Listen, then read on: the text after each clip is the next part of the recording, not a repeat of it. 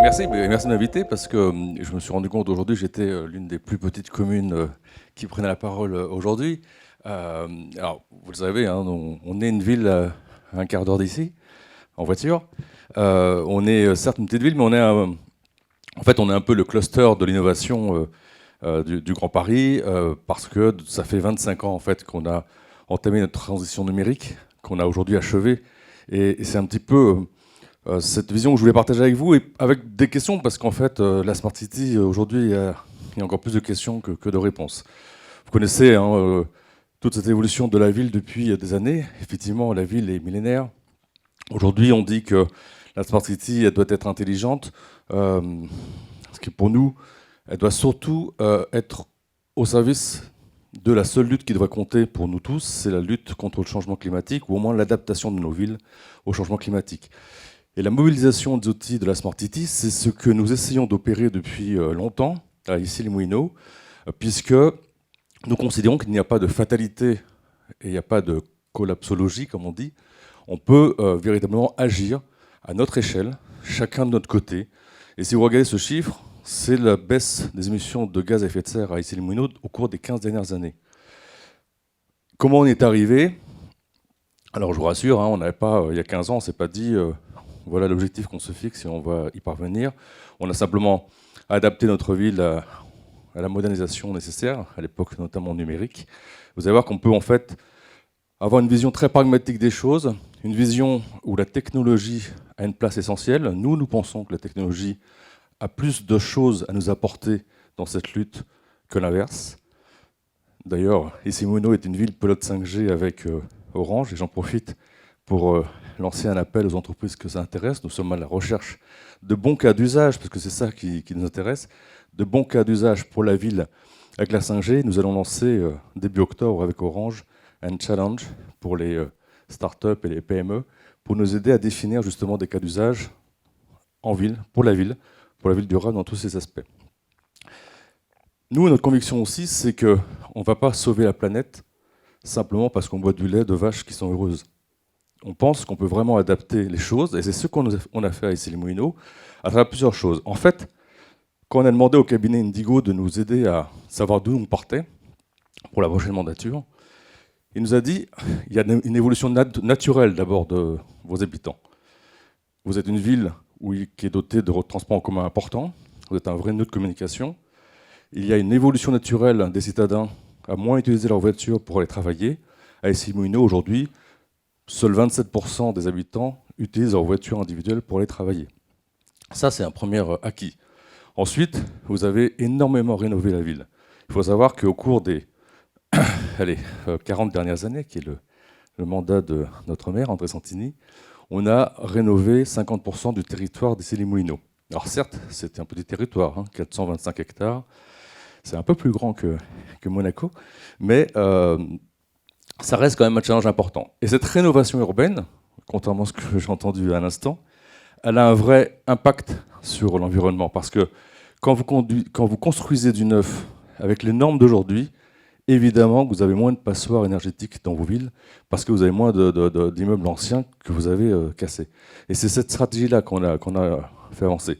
Et le Fort d'Issy, c'est un bel exemple, sauf qu'avant, ce n'était pas des habitations, c'était comme son nom l'indique, un fort militaire, mais c'est un quartier qui a aujourd'hui 6 ou 7 ans, 1600 logements, donc à peu près 4000 habitants, chauffés exclusivement avec de l'énergie renouvelable, la géothermie, qui ont chacun dans leur logement des outils leur permettant de mesurer individuellement leur consommation énergétique, donc d'agir au quotidien, avec des équipements publics qui ont été construits en bois ou en paille, en tout cas avec le maximum de normes environnementales possibles, et une vision de la mobilité qui n'est pas simple, parce que qui dit fort dit que c'était sur une colline plutôt loin du centre-ville et donc du métro. Et pourtant, il y a une gare du Grand Paris Express qui est en cours de construction pas très loin. On a mis en place des outils de bus urbains à l'intérieur avec lesquels on peut interconnecter avec téléphone mobile. Bref, c'est le premier écoquartier à Issy-les-Moulineaux. On en a 2 autres, dont un qui est en cours de construction.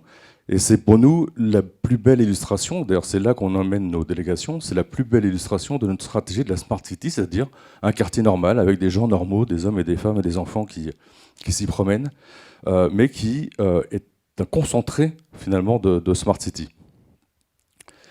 On est aussi une ville très ouverte à l'innovation et à l'expérimentation. Quand je parlais tout à l'heure de 5G, de challenge, c'est ce que je réponds à ceux qui ne sont pas toujours heureux de nous voir débarquer avec ça. C'est je leur dis, le principe même de l'expérimentation, c'est de tester et de répondre aux questions que les gens se posent. Et surtout de pouvoir y répondre. Ce qui n'est pas le cas lorsque vous claquez la porte en disant no way.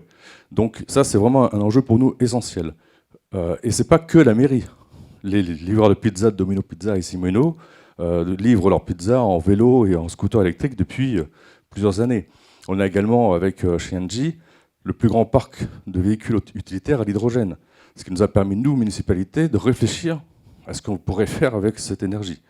Nos propres afficheurs circulent avec des triporteurs électriques et demain hydrogène, avec un projet européen qui s'appelle FCCP, dans lequel nous venons d'entrer.